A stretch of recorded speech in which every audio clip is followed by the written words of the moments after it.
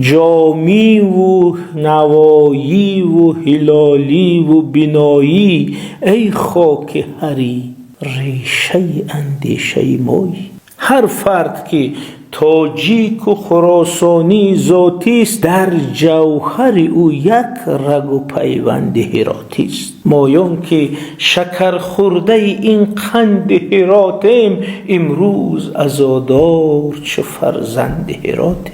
امشب به غمی مردم زارش بگریستم، در گوشه هر خانه مزارش بگریستم. افسوس که یک کنگره ننگ فرو رفت، افسوس که یک گنبد فرهنگ فرو رفت. شهری که ستون مهره ایران بزرگ است، شهری که نگهداری خراسان